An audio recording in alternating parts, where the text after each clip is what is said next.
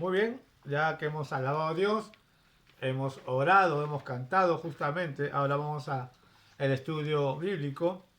Hoy estamos 18 de mayo, ¿no? 18 de mayo. Y continuamos con las clases, ¿no? ¿Qué estamos estudiando? Doctrina de Dios. ¿La doctrina de quién? De Dios. Doctrina de Dios, ¿no? Más conocido como el estudio de teología, significa, ¿no? El estudio de Dios, teología, ¿no? Entonces, hay que tener en cuenta siempre eso, ¿no? Estamos estudiando lo que es el estudio de Dios, que significa la teología. Teología, no es la doctrina. Muy bien. Hemos visto justamente, ¿no? La existencia de Dios. También hemos visto los tres nombres de Dios. Vamos a recorrer un poquito, ¿ya? A ver. ¿Cuáles son los tres nombres de Dios? Los tres nombres personales de Dios. Primeramente uno es Elohim. Moejo Jocabet, Elohim. Después, el segundo, ¿cuál es? Es Yahweh o Jehová. Muy bien. Y el tercer es Adonai. Adonai. A ver, ¿quién se acuerda? ¿Qué significa Elohim? El que ejerce poder. El que ejerce poder. Buena, porque ahí se acuerda. ¿Y Jehová? ¿Qué significa Jehová? Salvador. Salvador, ¿no? ¿Y Adonai? ¿Qué significa Adonai? Amo o dueño. Amo o dueño, ¿no? Entonces, ¿qué pasó? Justo los judíos cambiaron la palabra Yahweh ¿por qué? Jehová. No, los judíos Yahweh. No. Jehová. por la palabra Yahweh. Los israelitas lo cambiaron por Adonai. ¿Por qué? Porque no se sentían dignos. Porque ellos no se sentían dignos, ¿no? De mencionar del nombre del Eterno, por eso lo cambiaron en Adonai como Señor, ¿no? Entonces, los nombres de Dios tienen gran significado para el pueblo judío, ¿no? Y no solamente el nombre de Dios, que es un gran significado y consagrado y santo.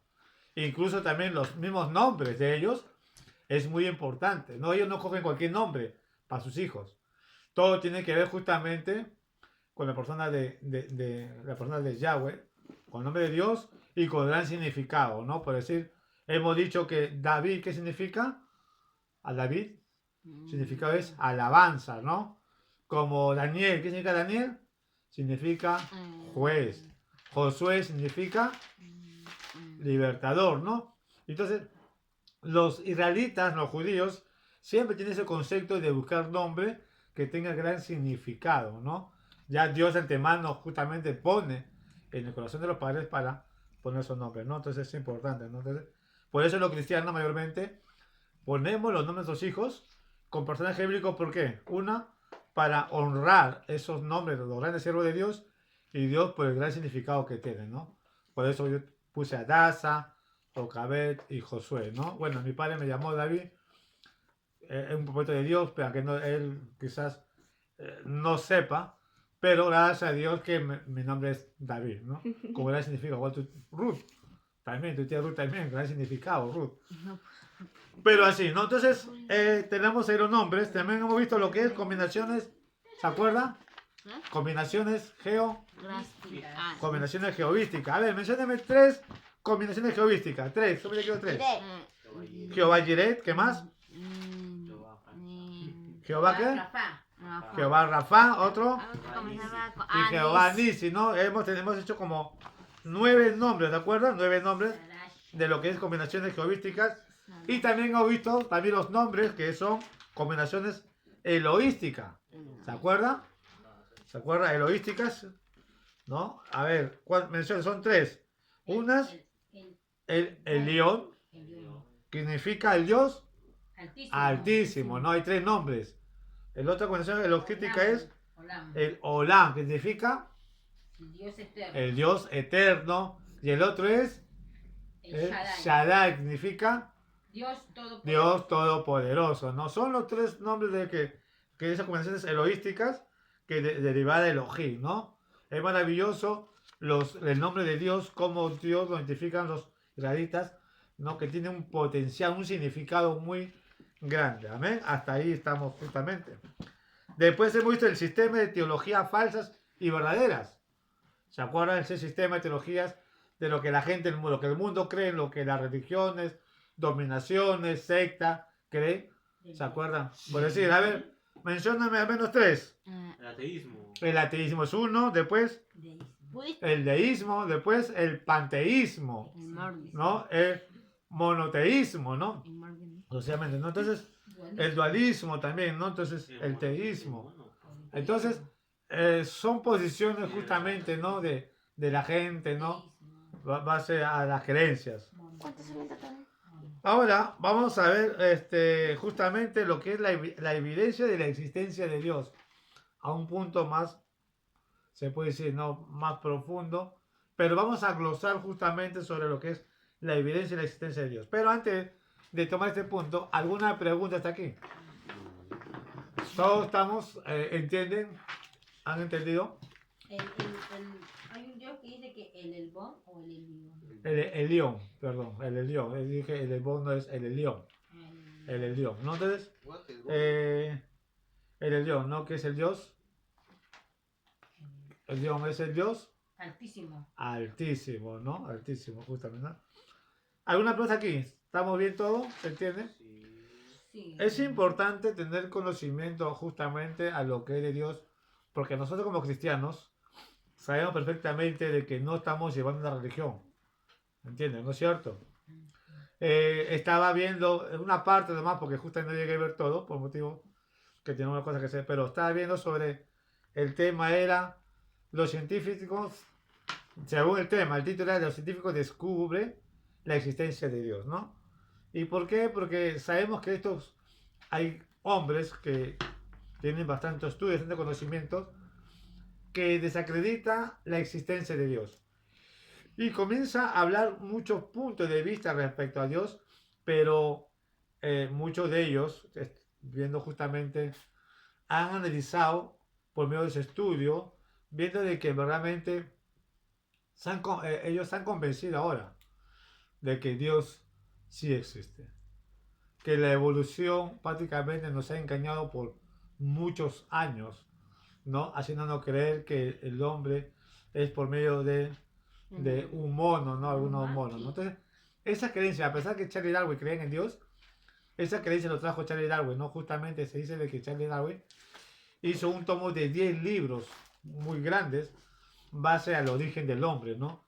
Y comienza a crear justamente. Entonces, narran sobre ellos, dicen ellos, cómo han hecho creer esa evolución, justamente una figura de un árbol, ¿no? De un árbol donde tiene muchas ramas, y de esas ramas, justamente, es donde nace la genealogía del hombre, como también la genealogía de especie, pero también según su teoría, que nos hacen creer, es que de ese árbol de genealogía hay una rama que está fuera, desviada, y que de ahí viene justamente el origen del hombre, en la cual todavía no se llega a descubrir. Y lo conocen, nosotros lo conocemos más, ¿no? Que nos han enseñado en el colegio, como el eslabón perdido, ¿no? Y hasta ahorita quieren buscar el eslabón perdido. El eslabón perdido le llaman justamente el origen de inicio de la creación del hombre. Quieren buscar sus restos. Entonces, quieren buscar en sí cómo se inició el hombre, el inicio.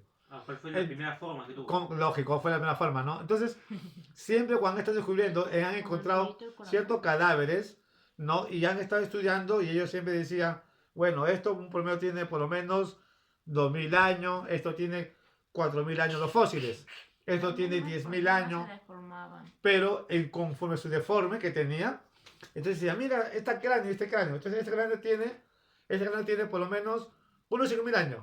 Pero como este cráneo está tan deformado, mira cómo así, tiene la forma de un animal, este tiene unos 6000 años. Y así se crea, ¿no? Se crea justamente esas posiciones. Pero ellos han descubierto, analizando un estudio, de que eso no era cierto. ¿Por qué?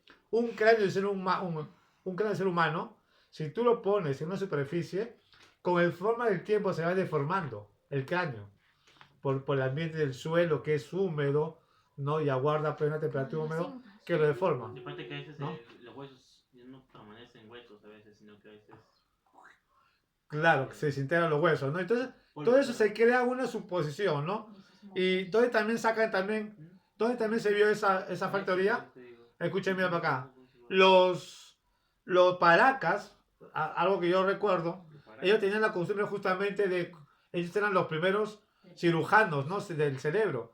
Y ellos colocaban algo en el cerebro y el cerebro lo ponía como tipo platillo. No sé si usted ha escuchado como un huevo, ¿no? Como un huevo, su cabeza, ¿no? Como extraterrestre. Entonces, ellos eran los primeros, en el Perú, los primeros cirujanos peruanos.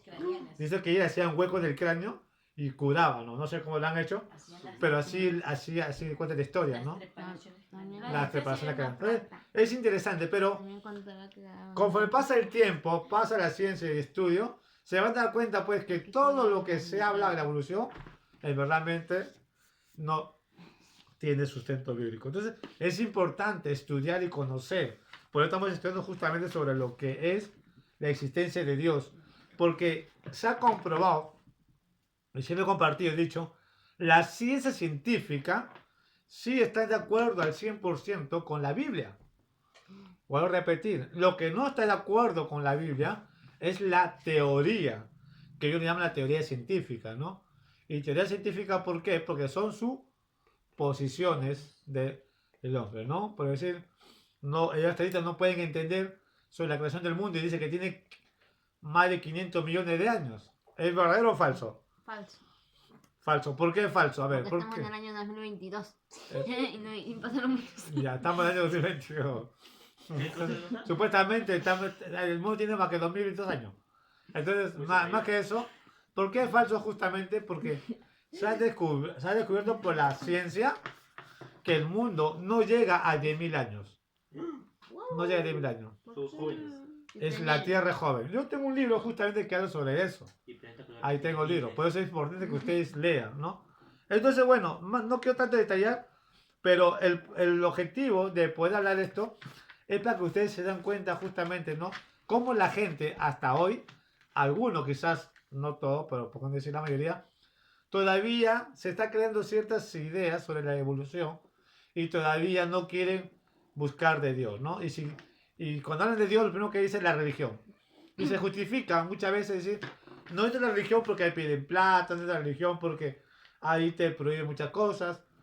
Y lastimosamente, ciertas iglesias, no todas, a veces el hombre, por su ambición y avaricia, muchas veces usan su propio, se puede decir, posiciones con la finalidad de captar personas para poder sacar provecho. Y ahí está el problema. El evangelio ha sido desacreditado por causa de algunos líderes por estar enseñando sobre el ministerio de la prosperidad, algo que no existe. Yo particularmente yo estoy en contra de esa mala posición de decir el ministerio de la prosperidad. Prosperidad. Hay supuestamente, y acá en Ica, ¿Qué significa eso? ministerio, de que hay un ministerio justamente, se creó un ministerio donde si tú depositas dinero, Dios te va a bendecir más, porque supuestamente para ese grupo de personas dicen de que cuando tú das, Dios bendice porque es la promesa de Dios. Falso. ¿Y qué es prosperidad?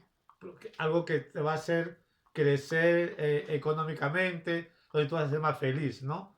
Falso, porque la Biblia enseña claramente, y eso lo digo abiertamente porque la palabra de Dios dice que Dios no ha prometido prosperidad material para el cristiano. Imagino prosperidad celestial.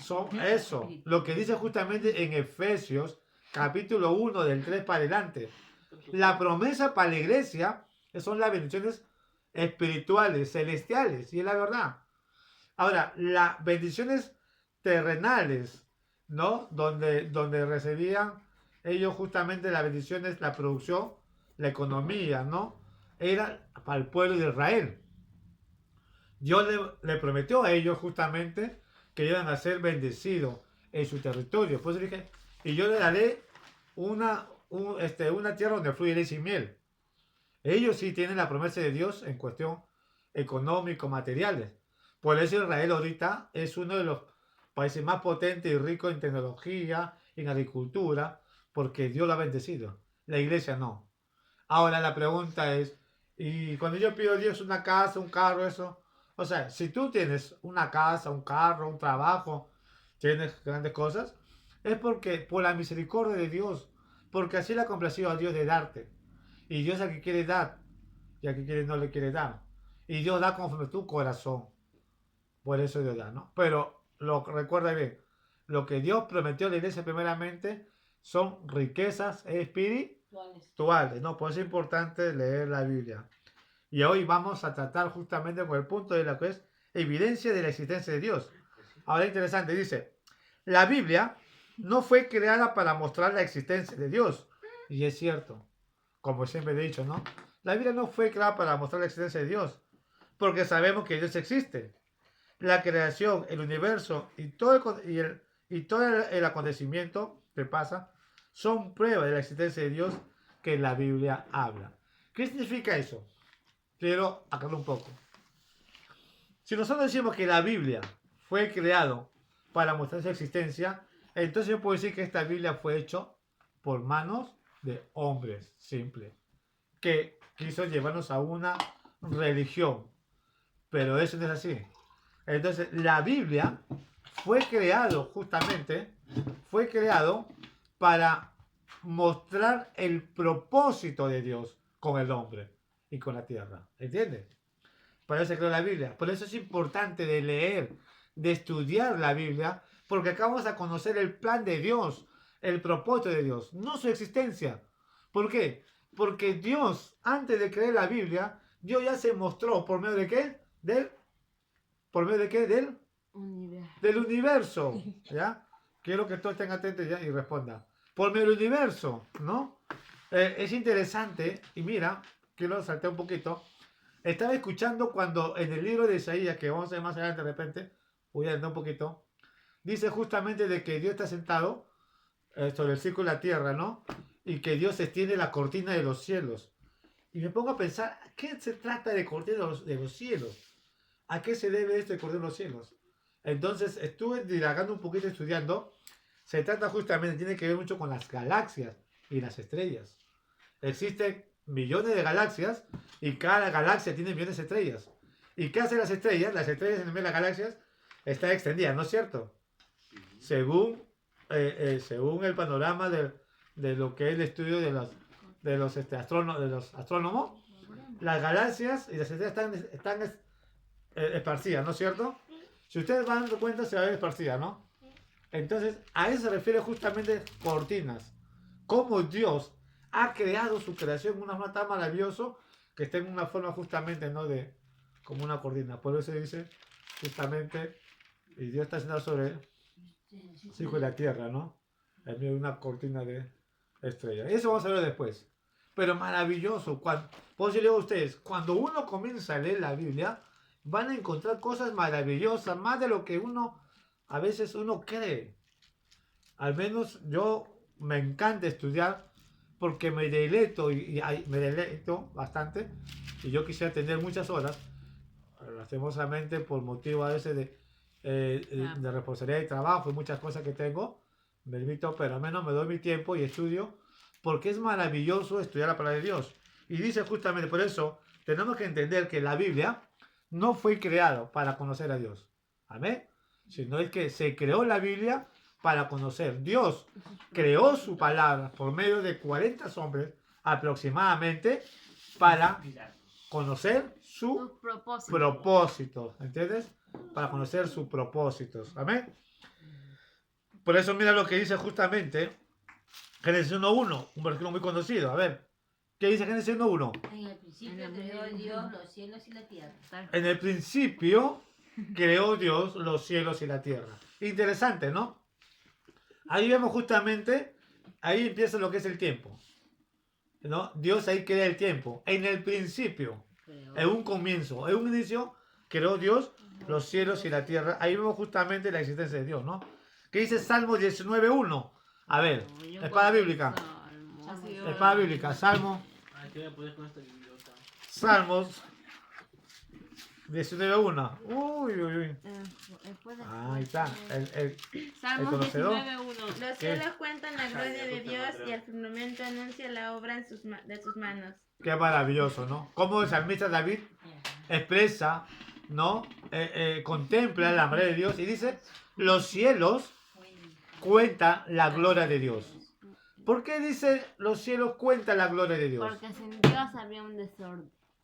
Así es, ¿no? Porque sin Dios hubiera un desorden en el universo. Y ellos mismos, por su forma, por cómo está creado el universo, se muestra que es por alguien que lo ha creado, ¿no es cierto? Por eso dice los cielos, que dice los cielos cuentan la gloria de Dios. Y el que dice más, y el Firmamento. El firmamento. El firmamento anuncia la obra de sus manos. El firmamento anuncia la obra. O sea, que ese firmamento, vemos lo que es la extensión, ¿no? Que anuncia la obra. Eso es lo que vemos justamente en la extensión, cómo Dios ha creado entre el cielo y la tierra, ¿no? Qué maravilloso, pues, ¿no? Los cielos cuentan la obra de Dios. ¿Qué dice Romanos 1, 19 y 20? ¿Dónde está Romanos? Romanos está en el Nuevo Testamento, está después de Hechos. ¿Cómo es que? Romanos 1, 19 y 20. Es un versículo muy conocido y mucho tenemos que tratar sobre ese versículo. Lo hemos tratado, pero vamos a seguir tratándolo. Es conocido, Hechos, Romanos 1, dice, porque lo que de Dios se conoce, Nos dice cuando quiere le es manifiesto, pues Dios se lo manifestó. Y acá está la clave. Porque las cosas invisibles de Él, su eterno poder y deidad, se hacen claramente visibles desde la creación del mundo, siendo entendidas por medio de las cosas hechas, de modo que no tienen excusas. Qué maravilloso, ¿no? Justamente por medio que tienen excusas. Entonces, vemos claramente, justamente, que la Biblia no fue creado para mostrar la existencia de Dios. Amén.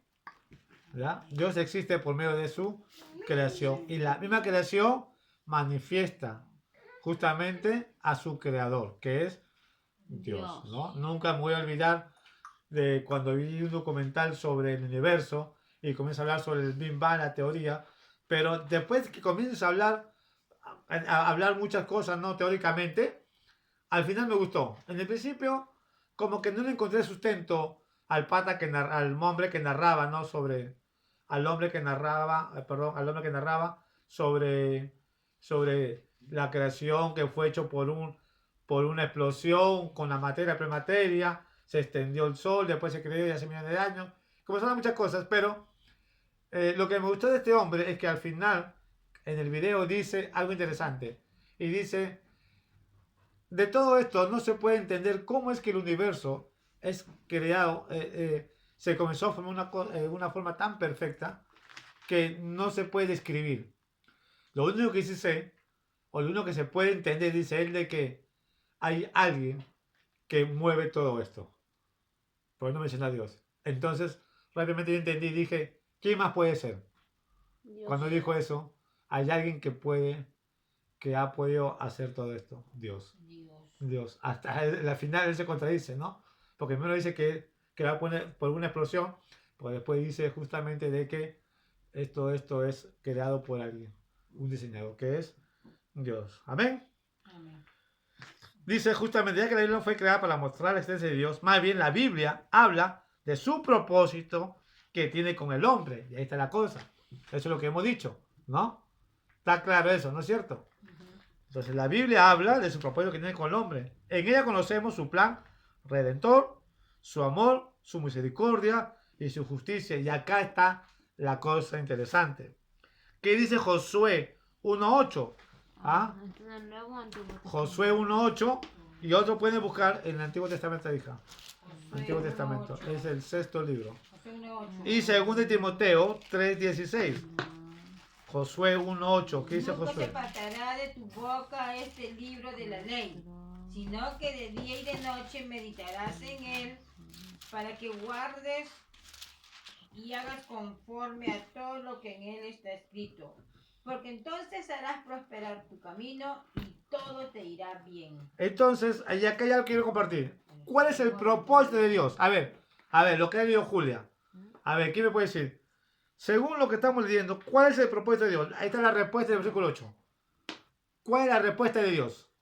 Todo le va a ir bien. Justamente, dice, porque entonces harás prosperar tu camino, dice, y todo te saldrá bien. Entonces, el propósito de Dios, justamente de crear la Biblia, es para mostrar justo en su palabra que Él quiere bendecirnos, que Él quiere justamente lo mejor para su creación.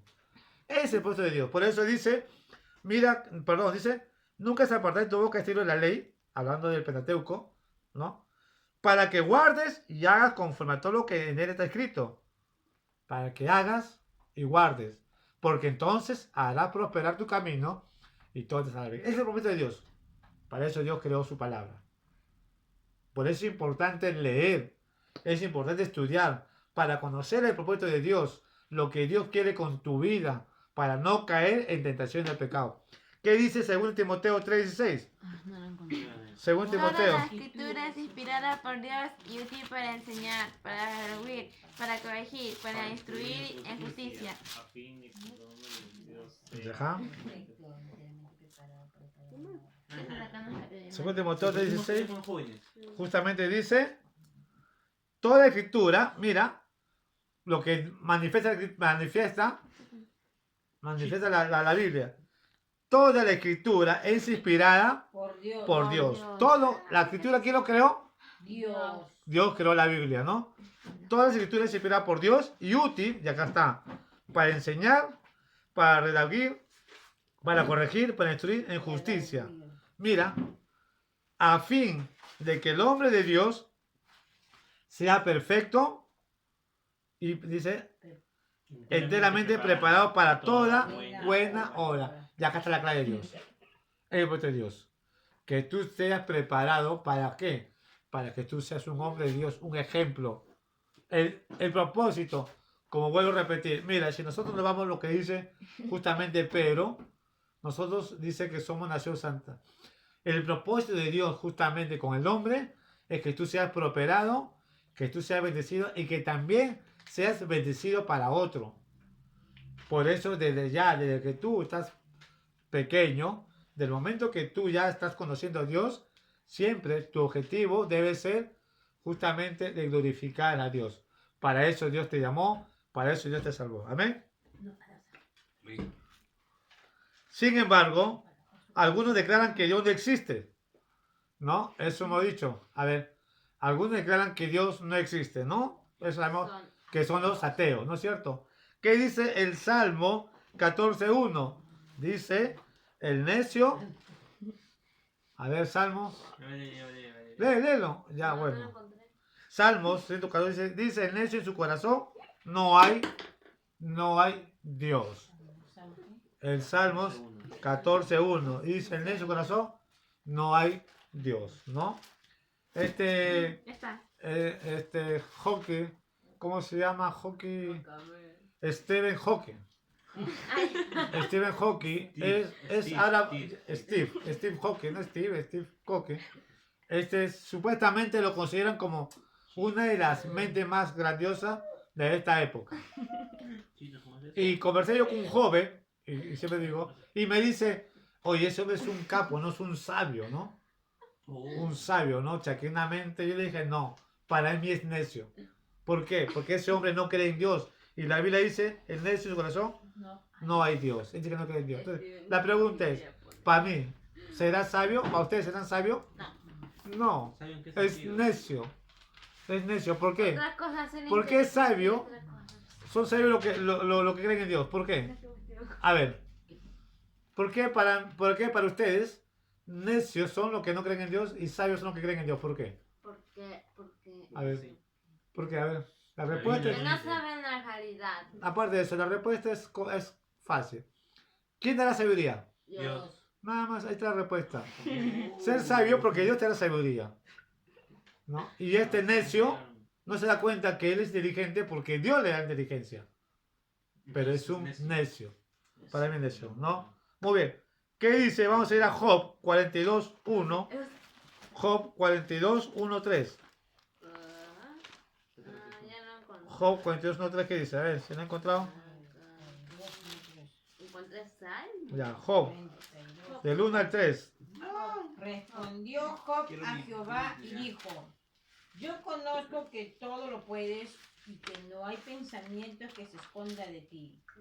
¿Quién es el que oscurece Escuchen. el consejo sin entendimiento? Por tanto yo hablaba lo que no entendía, cosas demasiado maravillosas para mí que yo no comprendía. Acá está el detalle. Los ignorantes de la gente justamente que dicen que no creen en Dios. ¿Y saben por qué? El mismo Job reconoce. Y Job era un siervo de Dios, pero Job se mostró en su corazón un cierto orgullo que él pensaba Él creía que ya conocía a Dios. Él pensaba que sabía mucho de Dios. Pero después Job reconoce. Y él dice, justamente en la parte 13, ¿quién es el que oscurece consejos sin entendimiento? ¿Quién es el que oscurece? Thompson. Dice, el consejo del entendimiento. Solamente Dios puede oscurecer.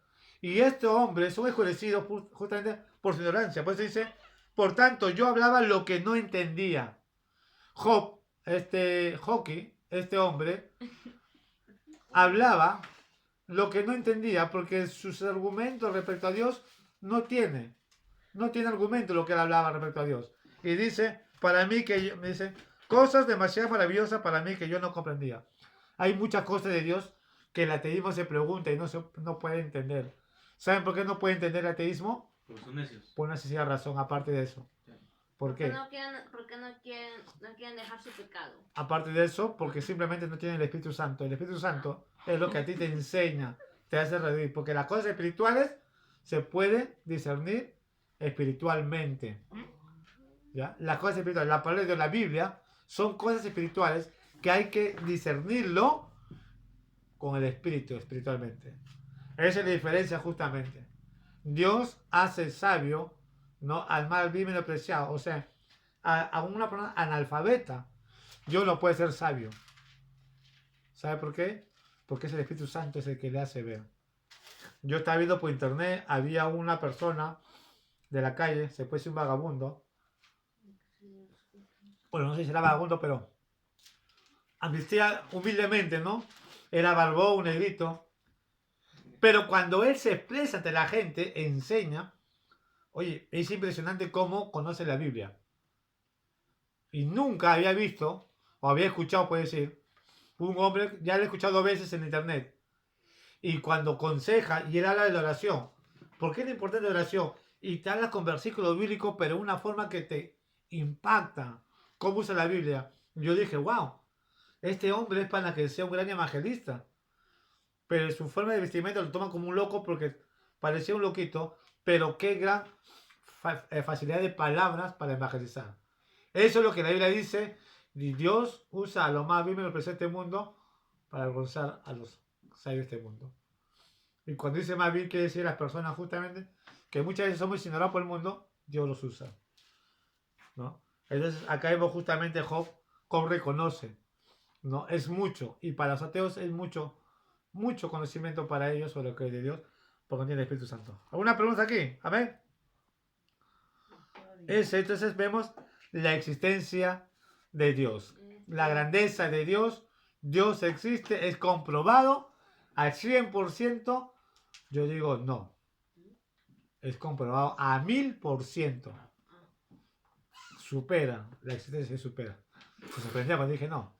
Para mí es a 1000% que Dios existe. Y no tengo dudas. Ahora que estoy leyendo más, que estoy estudiando más, ahora puedo entender cada día más la existencia de Dios. Ojo, las cosas de Dios, tómalo siempre con seriedad, sin juegos y sin una pregunta, algo, pregunta. ¿Alguna pregunta aquí? ¿Alguna pregunta, Josué, Jocabet, Adasa? Todos bien, ¿no, Julia? Todo bien, muy bien. Ahora vamos a lo que es las evidencias intelectuales. Vamos a ver evidencias intelectuales. Son 3 evidencias intelectuales. ¿Cuáles son? Primeramente voy a tratar lo que es el argumento institucional. ¿Qué significa el argumento institucional? Y es algo para no ser más complicado. Evidencias intelectuales. El argumento institucional, aquello que está en el hombre, o sea, aquello que está en la fe. El argumento institucional significa la fe, ¿no? A veces llamado las primeras verdades. Es institucional. Ya es la confianza de saber que hay un Dios. Esa es la fe. El argumento institucional se refiere a lo que es a la fe, ¿no? Es la confianza de saber que hay un Dios, sin que nadie revela tal hecho. O sea, tú no necesitas que te digan, tú ya, por inercia, ya tienes la capacidad y crees que existe un Dios, ¿no? ¿Por qué yo creo un Dios? ¿Por qué queremos un Dios? Porque Él nos da la vida. ¿Pero por qué? ¿Por qué sé que Dios existe? Por su creación. Por su creación. Entonces, por inercia sabemos, por sus hechos, ya sabemos Por sus de que existe un Dios. Yo no necesito un pastor o un cura No necesito yo para que me muestre que existe Dios. Por inercia, yo ya sé que existe un Dios por su creación, ¿no? Entonces, por sus hechos, ¿no? Un niño sabe que hay un Dios. ¿Quién se lo dijo? Toda la raza del mundo sabe que hay un Dios, a pesar de que no están adorando a Él solo. Entonces, la raza, el mundo, los ateos, todos saben que existe Dios. Hasta los ateos saben. Los ateos saben que existe un Dios. ¿Ya? Único y verdadero Dios. Todo el mundo sabe, si no, no lo quiero reconocer por ignorancia. No hay tal cosa como un ateo verdadero, ¿no? Entonces, no existe un ateo verdadero que diga, yo verdadero porque yo estoy convencido que Dios no existe. No existe eso. Simplemente, pues, sus argumentos, según su punto de vista, dice que no existe Dios. Pero para mostrar que es un ateo verdadero, debe tener pruebas concisas y precisas, evidencias. Si no tiene, entonces no es un ateo verdadero. Pero un creyente verdadero es aquel que sí prueba y ve, ¿no? Porque existe, ¿entiendes? La evidencia de la existencia de Dios está en el hombre, es natural en él. Entonces sabemos que la existencia de Dios está en nosotros y es para naturaleza. ¿Por qué? Vamos a ver justamente, dice Hebreo 11.1, en el Nuevo Testamento. Hebreos. ¿Qué dice Hebreo? A ver, al toque, Josué. Aquí tampoco se puede buscar. Hebreos. Vamos a ver, Hebreo está puestito. Hebreo 11.1. La fe, ¿qué es la fe? Dice, y la certeza. ¿Para quién? Ya. Es pues la fe, la certeza de lo que se espera, ¿Hebreos qué? la convicción. 11.1. La convicción de lo que no se ve. Eso es fe. Y eso es lo que creemos. A ver, lea Daza. Hebreos 11:1. Estoy la de allá. Es pues la fe, la certeza de lo que se espera, la convicción de lo que no se ve. Claro, entonces, nosotros aquí esperamos al Señor Jesucristo, ¿no es cierto? Entonces, ¿cómo sabemos justamente? Por medio de la fe, de creer en su palabra. Yo creo que algún día Cristo va a venir por su iglesia, ¿amén? Esa es la fe, es pues la fe, la certeza de lo que se espera, la convicción de lo que no se ve. Ahorita tenemos convicción, no lo vemos, pero estamos convencidos que algún día lo veremos. ¿Bien? Muy bien. Romanos, a ver, ¿quién lee? Romanos 2, 14, 15. Romanos 2, 14, 15.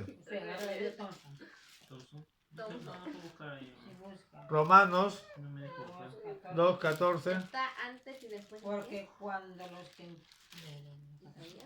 A ver, lee fuerte. A ver, 2, 14. Ay, no lo Porque encuentro. cuando los gentiles que no tienen ley hacen por naturaleza lo que está de la ley, estos, aunque no tengan ley, son ley para sí mismos, mostrando la obra de la ley escrita en sus corazones, dando testimonio su conciencia y usándolos o defendiéndolos sus razonamientos. Entonces ahí veo justo. Entonces, ellos, a pesar que tienen una ley, pero dentro de su corazón sabe lo que uno sabe lo que es malo. ¿No es cierto? Nosotros quizás no tenemos profundidad de ver las cosas, pero sí entendemos, aún por nuestras vidas, nuestra conciencia que existe un Dios. ¿Amén?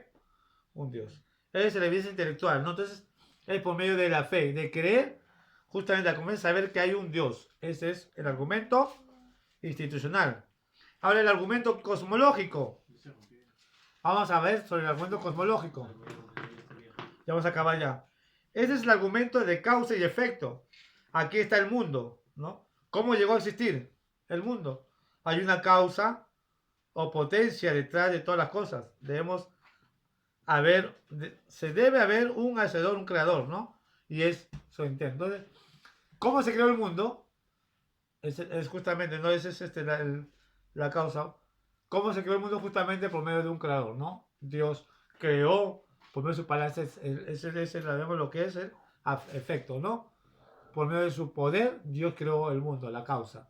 Ahora dice, es fácil pensar de que antes de la creación está Dios, ¿no? Es fácil pensar que antes de la creación está Dios, y es cierto, Dios es externo. Pero es imposible pensar en algo antes que Dios. ¿Qué significa eso? Que Dios está En primer lugar. primero sobre todas las cosas. Porque Dios está fuera del tiempo, ¿no es cierto? Entonces, Dios está primero sobre todas las cosas. A ver, ¿qué dice el Salmos 147.5? Bueno, la había encontrado, pero Ya, Josué busca Salmo 147.5. Oye, sí, quita la diversión. ¿Estamos qué? Salmo 147.5. Jocabé, Apocalipsis 22.13. Y Adasa, Colosenses 1.15 y 17. Eso no está Apocalipsis. Ya, Apocalipsis, ya, ¿qué? pasa. 22.13, Jocabé. Rápido más, toque más. 22 deben con... ¿Colosenses qué? Sí, Colosenses 1.15 y 17. Dímelo, Josué. Tres. Salmo 147.5, ¿qué dice? Grande es el Señor nuestro y de mucho Despacio, poder. despacio, pausado y rápido y fuerte. Lee, Josué. Grande es el Señor nuestro y de mucho poder y su entendimiento es infinito.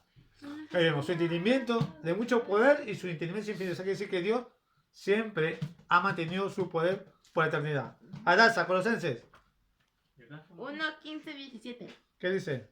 Cristo es la imagen del Dios invisible, el primogénito de toda creación, porque en él fueron creadas todas las cosas, las que hay en los cielos y las que hay en la tierra, visibles e invisibles, sean tronos, sean dominios, sean principados, sean potestades.